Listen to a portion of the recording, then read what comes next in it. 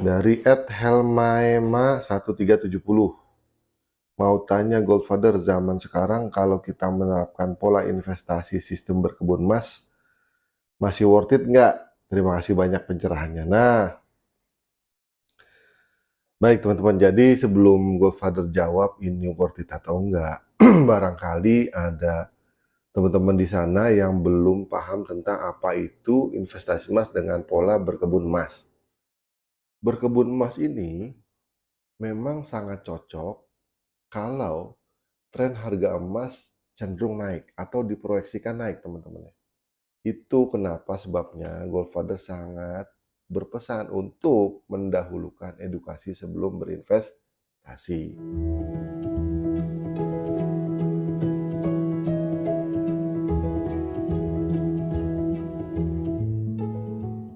Assalamualaikum warahmatullahi wabarakatuh, keluarga Mas Indonesia dimanapun Anda berada. Goldfather doakan semuanya dalam keadaan sehat walafiat, sejahtera lahir dan batin, dan juga finansial bersama keluarga. Nah, kali ini Goldfather akan coba menjawab satu buah pertanyaan di kolom komentar ya. Dari @helmaema1370 mau tanya Goldfather, zaman sekarang kalau kita menerapkan pola investasi sistem berkebun emas masih worth it nggak? Terima kasih banyak pencerahannya. Nah, baik teman-teman, jadi sebelum Goldfather jawab ini worth it atau enggak, barangkali ada teman-teman di sana yang belum paham tentang apa itu investasi emas dengan pola berkebun emas. Jadi Goldfather coba terangkan dulu ya. Sejauh yang Goldfather ketahui terkait kebun emas ini dicetuskan itu tahun 2008-2009 gitu ya. Kan waktu 2008 itu Amerika ada krisis subprime mortgage, itu menyebabkan harga emasnya mengalami kenaikan. Nah, kemudian ada satu penggagas yang udah ngulik-ngulik pola investasi emas, namanya Pak Ruli Kusnandar ya. Nah, beliau ini menemukan salah satu pola atau metode dalam berinvestasi emas yang bisa memberikan keuntungan lebih optimal bila dibandingkan dengan metode yang biasa. Yang Goldfather maksud dengan pola investasi secara biasa yaitu kita tinggal beli emas kemudian kita simpan sendiri. Nah, kalau berkebun emas bedanya apa? Bedanya adalah begini. Kalau sekarang misalnya kita punya uang 15 juta ya, di mana harga emas 1 gram sekarang lebih kurang 1.500.000, kan kita bisa beli emas 10 gram. Nah, ketika harga emas naik, besar kecil keuntungannya tergantung satu dari berapa persen kenaikan harga emasnya, kedua adalah tergantung dari berapa banyak emas yang kita miliki, ya. Oke. Di metode yang biasa tadi, yang umumnya, kalau kita mau menambah emasnya, misalnya jadi 20 gram, maka kita harus merogoh kocek kita lagi, yaitu 15 juta lagi.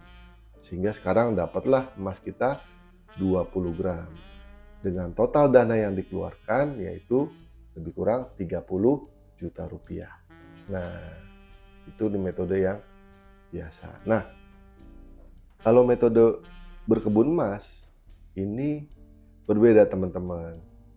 Kita bisa menambah jumlah emas kita dengan dana yang lebih sedikit dibandingkan dengan pola yang biasa.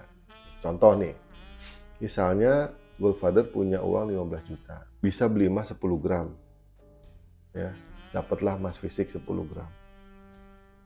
Apabila emas fisik ini mau Goldfather tambah menjadi 20 gram, maka salah satu pilihan lain selain membeli langsung 10 gram adalah dengan cara menggadaikannya terlebih dahulu 10 gram ini ya.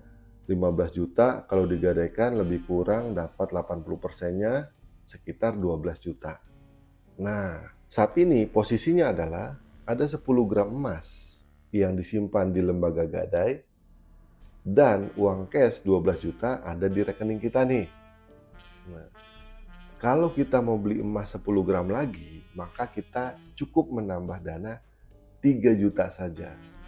Jadi sekarang uang di rekening 12 juta tambah dana 3 juta jadilah 15 juta.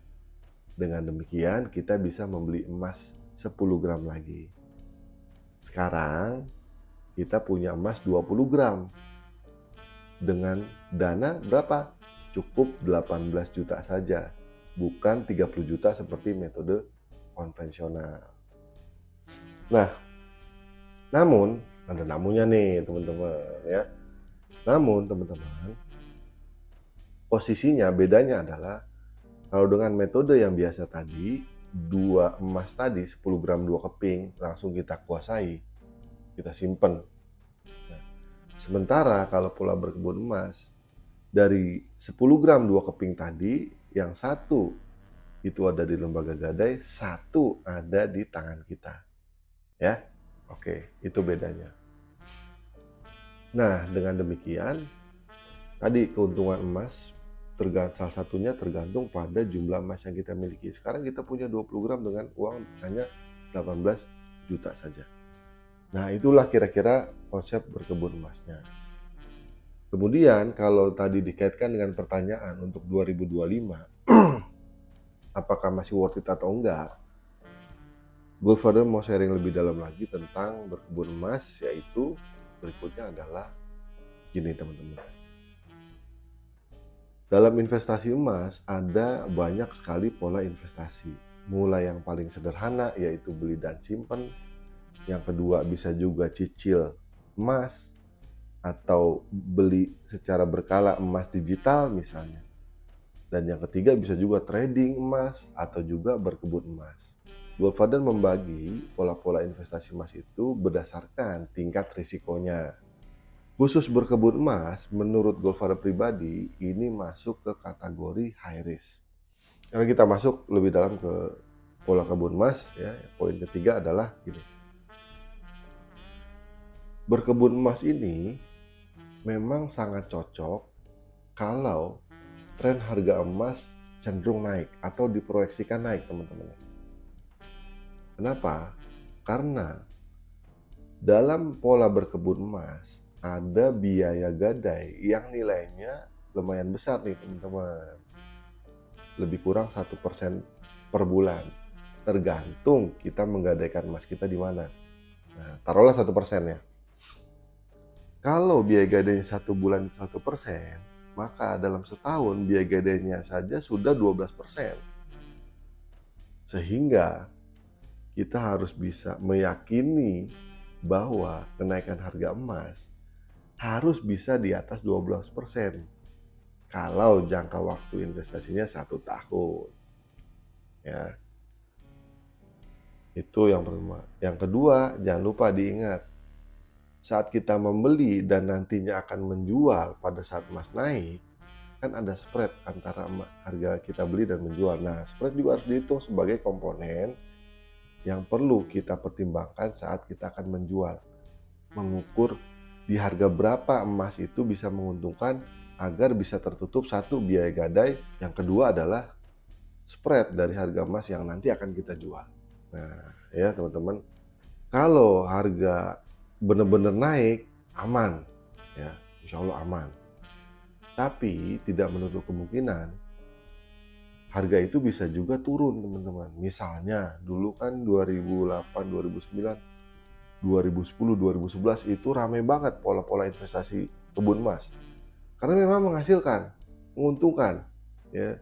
Tapi ketika harga emas turun, nah di sini baru mulai risikonya, potensi risikonya terlihat, teman-teman. Begitu harga emas turun, ya, biaya gadainya tetap tidak bisa ketutup. Wassalam nih. Mulai nih kegulung nih kita nih sebagai investor. Nah, di sini kadang banyak yang tidak siap. Banyak investor yang siap untung tapi tidak siap untuk rugi. Itu kenapa sebabnya Goldfather sangat berpesan untuk mendahulukan edukasi sebelum berinvestasi.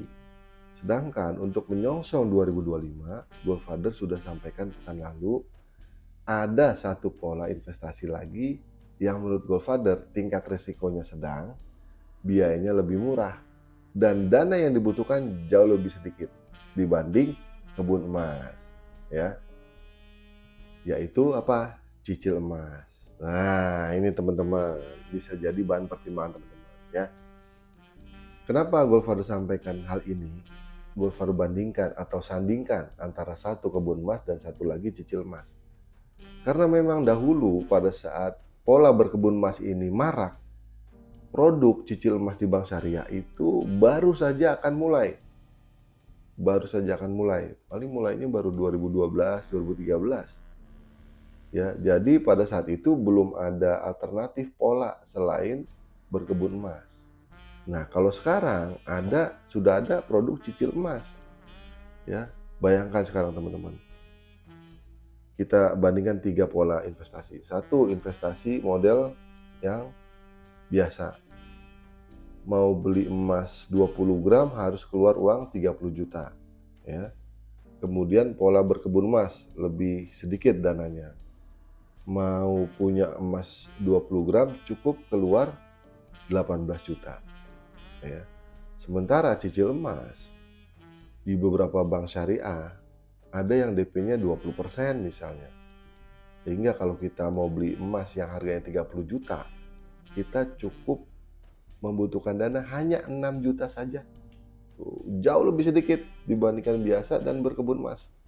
Itu bahkan kalau Bapak Ibu teman-teman semuanya menjadi nasabah priority di bank syariahnya atau rekening gajinya masuk ke bank syariah tersebut, biasanya ada layanan DP-nya 0%. Sehingga untuk memiliki emas 20 gram tidak perlu mengeluarkan uang 30 juta atau 18 juta.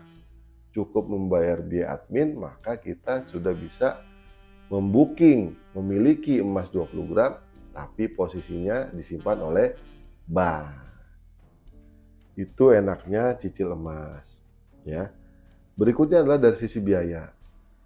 Tadi sudah Godfather sampaikan bahwa biaya untuk gadai itu lebih kurang 1%, tergantung lembaga gadainya, sehingga setahun 12%. Sementara kalau cicil emas, margin efektif dari bank biasanya 11 atau 12%, tapi ini hitungan efektif ya, atau anuitas lah gitu ya. Tapi kalau dihitung margin flatnya teman-teman, paling cuma 6-7%. Dari segi biaya jauh lebih hemat teman-teman, jauh lebih hemat. Ya. Yang ketiga adalah enaknya, kalau dalam cicil emas itu kan kita mengangsur, ya, mengangsur sampai kemudian insya Allah lunas emasnya bisa kita pegang. Kalau periode jangka panjang relatif aman, gitu. Sementara kalau di kebun emas, begitu emasnya turun, kita jual emas tadi satu yang dipegang di tangan kita, belum tentu hasil penjualannya bisa kita gunakan untuk melunasi emas yang kita gadaikan, yang satu lagi 10 gram tadi di lembaga gadai, gitu ya. Jadi Mbak Helma Emma, menurut hemat Godfather nih, saat ini sepertinya pola cicil emas itu jauh lebih efektif dan efisien untuk menyongsong proyeksi kenaikan harga emas 2025 dibandingkan pola investasi berkebun emas, baik dari sisi risiko, biaya, dan juga dana yang dibutuhkan. Nah, sekarang pertanyaannya, kira-kira menurut teman-teman pilih yang mana? Berkebun emas atau cicil emas atau investasi yang lain? Silahkan tulis di kolom komentar teman-teman ya. Demikian dari Godfather, mudah-mudahan bisa menjawab dan juga bisa memberikan pencerahan buat teman-teman semua. Jangan lupa sekali lagi, dahulukan edukasi sebelum investasi. Tambah sekeping lagi menuju One Family, One Kilo for Better Indonesia.